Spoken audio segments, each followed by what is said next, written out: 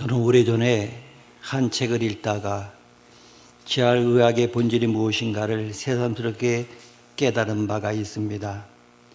재활의학의 아버지 하워드 러스크 박사는 재활에 대하여 이렇게 멋진 정의를 내려줍니다.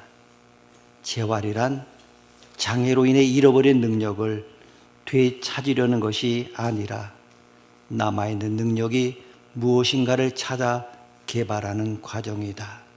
이것이 재활의학의 본질입니다. 남아있는 능력을 가지고도 얼마든지 차기적으로 살아갈 수 있게 만들어주는 것입니다. 그렇습니다. 내가 잃어버린 것만을 생각한다면 누군지 쉽게 낙심하고 의기소침하게 됩니다.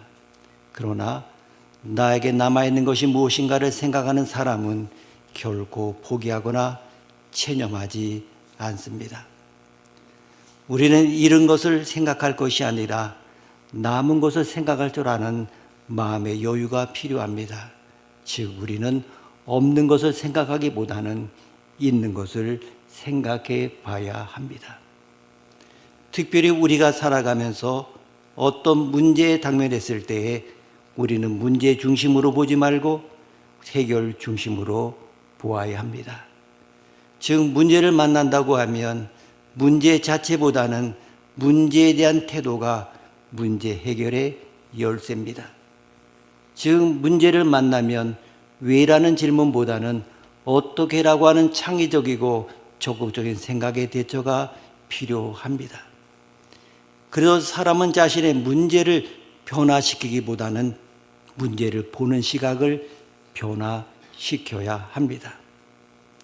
내가 세상을 보는 방법은 무지개를 보기 원한다면 먼저 비가 오는 것을 감수해야 한다는 그러한 이야기가 있습니다. 소위 시각과 관점의 발상 전환이 필요합니다. 즉 심각한 문제를 가진 사람과 문제를 심각하게 만드는 사람 사이에는 하늘과 땅만큼의 차이가 있는 것입니다.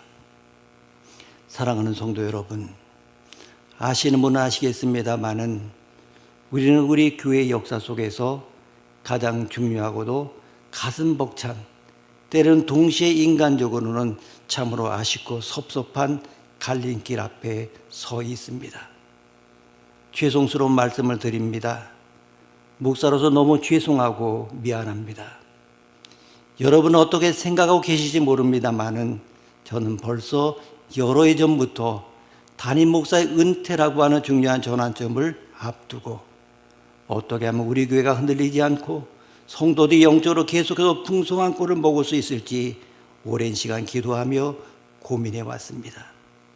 이 과정에서 하나님께서는 죽전 지역에서 우리 교회와 규모 및 신앙적 색채가 비슷하고 영성과 실력을 겸비한 목사님이 심무하시는 교회와의 만남을 허락해 주셨습니다. 단순히 새로운 후임 목사를 모시는 것을 넘어서 두 교회가 그리스도 안에서 하나가 되어 더 건강하고 역동적인 교회를 세우기 위하여 교회 합병을 추진하고 당회에서는 우리 수지교회와 죽전에 있는 비송교회와 합병하기로 쉽지 않은 결의를 했습니다. 당장 것이 변화되는 건 아닙니다. 중간 과정이 또한 필요합니다. 왜 이런 결정을 하게 되었는가 하면 먼저 성도를 향한 담임 목사의 책임감과 사랑입니다. 일반적인 후임 청빙이라고 하는 것은 수많은 후보자 검증 과정에서 교회 내 갈등이 생기거나 부임 후에도 전임 목사의 목회 철학 차이로 성도들이 혼란을 겪는 경우가 많습니다. 이미 목회 역량이 검증되었고 성도들과 아름다운 공동체를 이루어온 목사님을 후임으로 모심으로 인해서 목회 공백과 혼란을 최소화하기 위한 것입니다. 그리고 시너지 효과를 통해서 더 건강한 교회로 만들기 위함입니다. 우리 교회의 자산과 상대방 교회의 목회적 자산 및 성도들의 열정이 결합합니다. 참 보게 되면 그 교회나 우리 교회 규모는 비슷합니다. 교회 학교 규모도 비슷합니다. 유치부, 아동부, 청소년부, 청년부 그 숫자적인 거 보게 돼도 거의 비슷합니다. 이제 두 교회가 합하면 100명이 넘는 교회로 도약하게 됩니다. 이는 다음 세대 교학교 교육, 지역사회 섬김, 선교사역을 훨씬 더 힘있게 추진할 수 있는 영적, 물적 기반이 됩니다. 돌아보면 여러분, 이 예배당 구석구석마다 여러분의 은혜의 자리가 있고 기도의 무릎의 자국이 남아 있습니다. 자녀들이 뛰놀던 마당이 있고 함께 식사를 하며 교제하던 식당이 있습니다. 이 공간을 당장 떠나는 건 아닙니다만은 예배 초소를 옮겨서 합병한다는 소식을 들으셨을 때 왜 성도님의 마음에 상실감이 없겠습니까? 목회자인 제 마음도 찢어도 아프고 미안한 마음이 가득합니다. 우리 인간적인 눈으로 본다고 하면 이건 정말 훗대처럼 보이고 우리가 가진 것을 잃어버리는 상실처럼 느껴질 수 있습니다. 그러나 여러분, 믿음의 눈을 들어서 하나님의 시선을 바라봅시다. 하나님은 보이지 않는 건물에 그의 가치 있는 분이 아닙니다. 오늘 이 아침 성령께서 우리의 상실감을 치유하시고 새로운 미래를 향한 거룩한 흥분과 기대를 부어주시기를 주님의 이름으로 축복합니다. 우리는 흔히 화려하고 웅장한 단독 건물이 있어야 하나님도 크게 역사하시고 그것이 복받은 교회의 상징이라고 생각합니다. 저도 역시 그렇게 생각하기도 했습니다. 교회 개척하고 건물을 건축하고 그리고 그 안에서 정말 아름답게 모든 생활하는 그런 것을 꿈꾸기도 했습니다. 그러나 성경의 역사는 우리의 생각과 전혀 다르게 흘러갑니다. 그렇게 되는 것도 축복이요 그 교회의 역할이 되어집니다마는 우리가 성경 보게 되면 이세 아들 다윗이 왕이 되어서 사방의 대적을 물리치고 평안함을 얻었을 때 그의 마음에 큰 찔림이 있었습니다. 자신은 화려하고 향기로운 백향목 궁궐에 살고 있는데 하나님의 법궤는 초라한 휘장, 즉 텐트 속에 있었기 때문입니다. 그래서 다윗은 하나님을 위해서 크고 화려한 백향목 성전을 짓겠다고 나섰습니다. 정말로 인간적으로 얼마나 갸륵하고 훌륭한 생각입니까? 그런데 그때 하나님의 반응이 어떠했습니까? 나단 선지자를 통하여 다윗에게 이렇게 말씀하셨습니다. 오늘 본문 말씀입니다. 역대상 17장 4절 5절에 너는 내가 거할 집을 건축하지 말라. 내가 이스라엘을 인도하여 낸 날부터 오늘까지 집에 있지 아니하고 오직 이 장막과 저 장막으로 이리저리 행하였나니. 아멘. 하나님은 화려한 백향목 궁궐이나 거대한 돌 건물보다도 성도에 언제든지 이동하며 함께 호흡하고 예배했던 광야의 성막에서 더 뜨겁게 역사하셨습니다. 왜 그러셨습니까? 성전은 한 자리에 고정되어 사람들을 찾아오게 만들지만은 성막은 하나님의 구름 기둥과 불 기둥으로 거동하시면서 내가 너희와 함께 걷고 있다고 하는 것을 보여주는 살아있는 움직이는 교회였기 때문입니다. 건물이 화려해지고 그리고 고정되는 순간에 성도들은 안주하기 쉽습니다. 우리도 돌이켜보면 이 건물을 짓고 난 다음에 예쁘다 처음 그렇게 생각했습니다. 그리고 20여 년 지나오면서 이 건물에 우리는 안주하고 있습니다. 그러나 건물을 내려놓고 장막으로 나아갈 때 교회는 거친 광야를 정복하는 야성을 회복합니다. 여기에 우리가 깊이 묵상해야 할 영적 진실을 담은 한 이야기가 있습니다. 세계 역사상 가장 넓은 영토를 지배했던 몽골 제국의 징기즈칸은 자녀들과 부하들에게 평생 이런 유언 같은 경고를 남겼다고 합니다. 성벽을 쌓는 자는 망할 것이요 끊임없이 이동하는 자는 살아남을 것이다. 실제 이 유목민들은 이동식 천막집인 게르에 살았습니다. 뼈대를 세우고 양털 가죽을 덮으면 1시간 만에 집 한 채가 뚝딱 완성이 되고 떠날 때도 1시간 만에 가방 몇 개로 패킹이 끝나는 가볍고 초라한 집입니다. 반면에 그들이 정복했던 농경 국가들은 수십 년 동안에 거대한 돌과 진흙으로 무너지지 않는 난공불락의 성벽을 쌓았습니다. 인간의 눈으로 볼 때 바람 한번 불면 흔들리는 천막집은 상가 건물처럼 초라해 보이고 거대한 진흙성벽은 화려한 단독 건물처럼 안전해 보였습니다. 그러나 역사의 결과는 어땠습니까?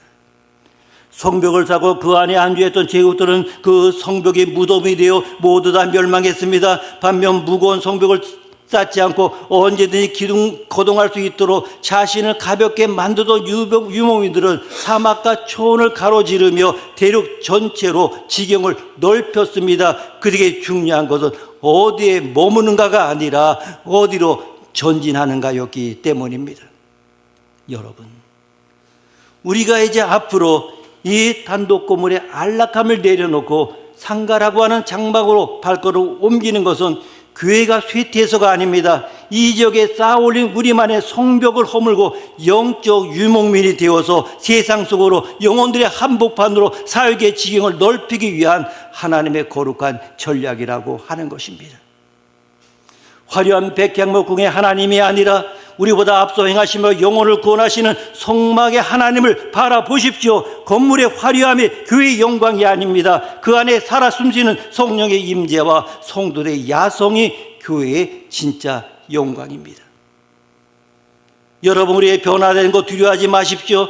하나님은 지금 우리를 가볍게 해서 더 넓은 영적 영토를 정복하게 하시는 중입니다. 우리는 개척하러 가는 것이 아니라 살림을 합치러 가는 것입니다. 그리고 두 번째로 우리가 마음에 품어야 할 확신이 있습니다. 어떤 분들은 목사님 그래도 그렇지 우리가 이 나이에 이 시점에 다시 상가로 예배를 드리러 갑니까? 마치 옛날에 개척교회 하던 시절로 고생하러 되돌아가는 것 같아서 자존심도 상하고 마음이 먹먹합니다라고 하십니다. 여러분, 분명히 말씀드립니다. 우리는 지금 맨 땅에 헤딩하듯이 아무것도 없는 황무지에 개척하러 상가로 나가는 것이 절대 아닙니다. 우리 하나님께서 이미 완벽하게 준비해 놓으신 약속의 땅, 준비된 사역지로 당당히 걸어 들어가는 것입니다. 우리가 결합하게 될 죽전의 교회는 어떤 교회입니까? 그곳에서 오랜 세월 눈물과 기도로 목회의 기반을 다져놓은 영적으로 아주 건강하고 튼튼한 교회입니다. 지역 주민들에게 칭찬을 받고 시스템이 안정되어 있고 예수 그리스도의 푸른 계절을 꿈꾸며 신실하게 예배해온 아름다운 공동체입니다. 이것을 비유하자면 광야에서 텐트 하나 치고 고생을 시작하는 것이 아니라 이미 모든 기반이 완벽하게 닦인 명문가와 거룩한 살림을 합치는 것입니다. 결혼한 신랑 신부 여러분 한번 보십시오. 각자 살던 집을 정리하고 좋은 미래를 위하여 새 살림을 합칠 때에 이전에 살던 작은 자취방이나 옛집을 떠난다고 해서 그것을 상실이라고 부르는 사람은 아무도 없습니다. 그것은 상실이 아니라 결합이고 축제요 새로운 출발입니다. 이 영적 원리를 깨닫게 하는 감동적인 실제 이야기가 있습니다. 세계적인 클래식 음악계에서 역사적인 사건으로 기록된 이야기가 있습니다. 유럽의 한 유서 깊은 실내악단이 재정적인 변화와 환경의 한계로 인해서 자신들이 수십 년간 상주하며 연주하던 고풍스러운 전용 콘서트를 떠나야 하는 그런 상황을 맞이하게 되었습니다. 단원들은 큰 상징감에 빠졌습니다. 우리가 이제 이 역사적인 무대를 잃어버리고 유랑 악단이 되는구나, 이름 없는 연주호를 전전해야 하는구나라 눈물을 흘리며 그렇게 보냈습니다. 그때 그들에게 손을 내민 것은 현대적인 인프라와 최고의 시스템 그리고 두터운 관객층을 이미 완벽하게 확보하고 있던 대형 예술 단체였습니다. 결코 이 악단이 부족해서 흡수된 것이 아니라 그들이 가진 깊이 있는 전통과 색깔을 존중하여 우리와 함께 살림을 합쳐서 더 위대한 음악을 만들자고 제안을 했던 것입니다. 마침내 두 악단이 합쳐서 첫 합동 연주회를 하던 날 평론가들은 탄성을 질렀습니다. 이에 전용호를 떠나서 낯선 무대로 옮겨온 악단은 위축되기는커녕 상대 악단에 잘 닦아놓은 완벽한 음향 시스템과 풍부한 지원 속에서 자신들이 가진 음악적 기량을 200% 발휘했습니다. 그날의 연주는 평론가들로부터 개별적인 연주라고 하는 껍데기를 버렸더니 두 악단의 영혼이 결합하여 우주적인 하모니를 만들어냈다고 극찬을 받았습니다. 여러분, 우리는 지금 뒤로 후퇴하는 유랑 악단이 아닙니다. 하나님께서 죽존이라고 하는 황금어장에 이미 멋지게 닦아놓으신 무대 위로 합류하는 것입니다. 그곳의 시스템과 우리의 영성이 결합될 때, 그곳의 젊은 동력과 우리의 깊은 신앙 연륜이 결합될 때에 하나님께서 행하실 영적 하모니를 한번 기대해 보십시오. 우리는 개척하러 가는 낙오자가 아니라 준비된 사역지를 정복하러 가는 하늘의 거룩한 연합군이라고 하는 것입니다. 상가로 간다는, 교회를 옮긴다고 하는 외형적인 이란 단어에 갇히지 말고 이미 준비된 건강한 살림 속으로 들어간다고 하는 대승적인 기쁨을 우리는 소유해야 합니다. 여러분, 제게 남은 마지막 소원은 성도들의 어깨를 가볍게 해주는 것입니다. 저 마지막으로 제 마음 깊은 곳에 있는 뜨거운 진심을 여러분에게 고백하고자 합니다. 목회자로서 이제 은퇴를 바라보는 이 시점에 왜 저라고 인간적인 욕심이나 흔적을 남기고 싶지 않겠습니까? 평생 눈물로 여기까지 온, 그리고 가족의 전 재산을 들인 이 수주교회, 이 단독 예배당 건물에서 화려하게 은퇴식을 하고 내 이름 석자를 석반에 새겨서 기념비로 남기고 싶다는 마음이 왜 불쑥 안 들겠습니까? 그것이 세상의 순리이고 보통 사람들이 걷는 길이기 때문입니다. 그러나 제가 무릎을 꿇을 때마다 하나님은 제게 전혀 다른 마음을 부어주셨습니다. 종아, 내가 떠난 뒤에 이 양무리들이 재정적인 허덕임 속에 피눈물을 흘리기를 원하느냐? 아니면 건물의 무거운 짐을 다 벗어버리고 후임 목사와 함께 오직 복음 전파와 영혼 구원에만 신나게 달리기를 원하느냐?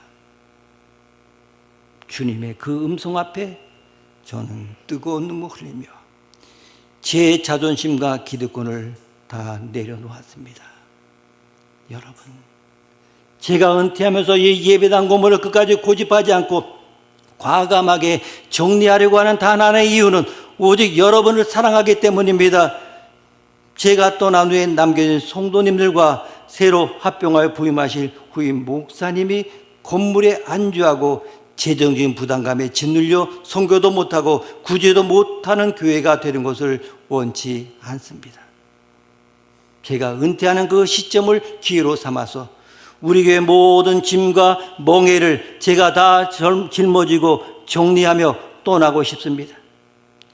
여러분에게 무거운 미지나 부담이 아니라 가장 가볍고 가장 건강하며 재정적 부담 없이 사역에만 집중할 수 있는 최고의 환경을 선물로 만들어 드리고 싶은 것이 아비된 자로서 베풀 수 있는 마지막 사랑이자 헌신이라고 믿기 때문입니다.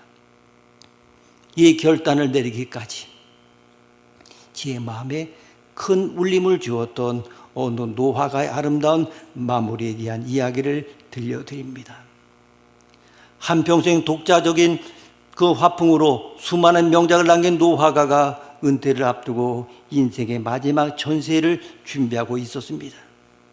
그는 젊은 시절부터 자신이 직접 손으로 깎고 금칠하여 만든 아주 무겁고 화려한 원목 액자들의 그림을 기어 보관해 왔습니다. 그 액자 자체만으로도 정말로 너무나 엄청난 감동을 주는 그러한 것들이었습니다. 그런데 전시회 오픈 전날 노화가는 제자들 불러 모으더니 청천벽력 같은 지시를 내렸습니다. 이 화려하고 무거운 원목 액자를 전부 떼어내고 알맹이 캔버스만 전시장에 걸어라. 제자들이 깜짝 놀라 만류했습니다. 선생님, 이 액자가 있어야 그림이 더 웅장해 보이고 가치가 올라갑니다. 왜 이 아까운 액자를 버리십니까? 노화가가 인자하게 웃으며 대답했습니다. 내가 떠나고 나면 이 무거운 통원목 액자들은 너에게 짐이 될 것이다. 옮기기도 힘들고 보관 비용도 많이 들고 관리가 버거워서 정작 그림을 감상하는 데에는 방해가 될 거다. 나는 내 액자의 화려함을 남기고 싶지 않다. 오직 내가 평생 고뇌하며 그린 그림의 본질만 너에게 유산으로 남겨주고 내 손은 가볍게 비운 채 떠나고 싶다.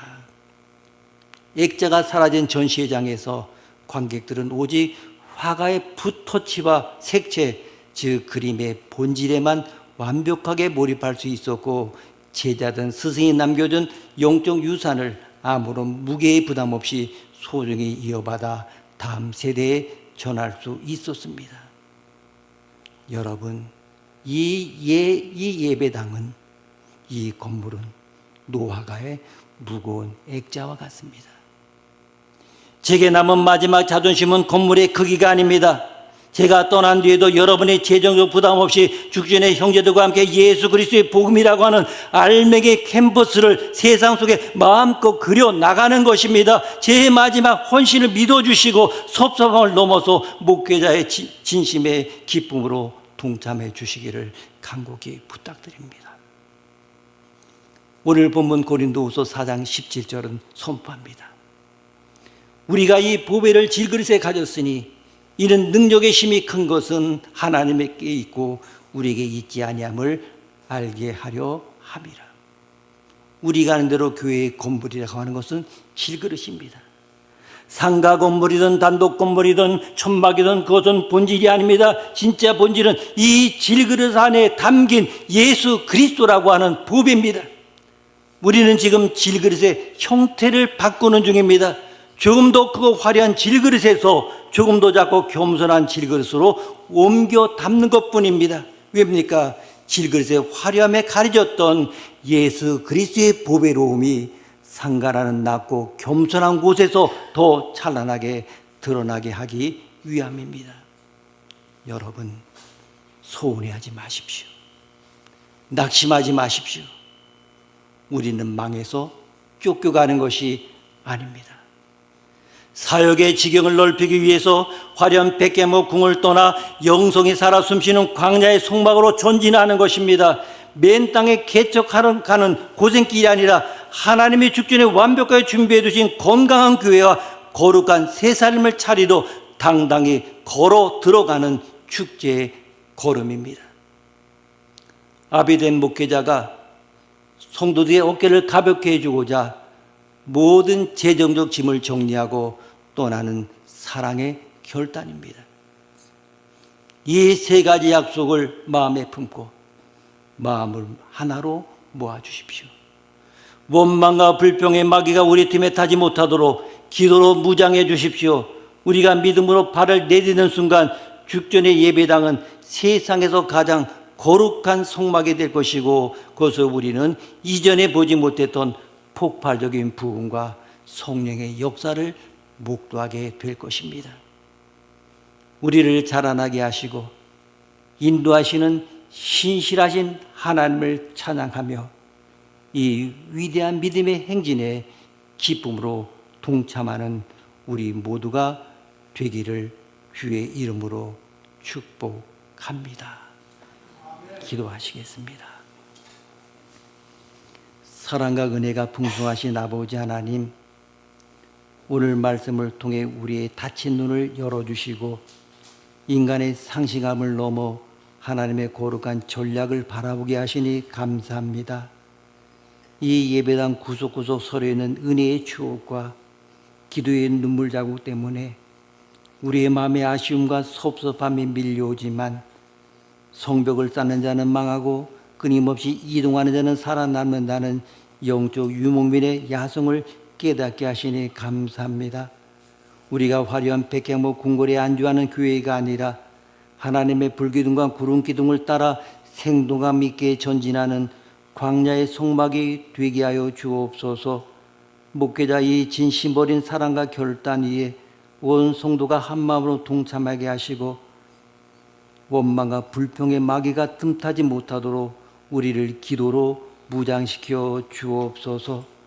우리는 쇠퇴하여 죽어가는 낙오자가 아니라 하나님께서 죽전 땅에 이미 완벽하게 예비하신 건강한 사역지로 거룩한 새 살림을 차리러 가는 하늘 군대임을 확신합니다.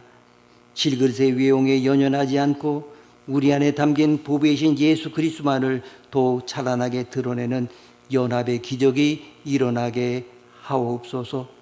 두 교회의 영성과 열정이 결합할 때 이전에 보지 못했던 폭발적인 부흥과 성령의 하모리를 목도하게 해 주옵소서. 예수 바보가 되어 오직 복음의 본질만을 남기고자 하는 우리 수지교회 위에 새로운 미래를 향한 거룩한 흥분과 기대를 부어주실 줄 믿사오며 우리를 인도하시는 예수 그리스도의 이름으로 기도드립니다. 아멘.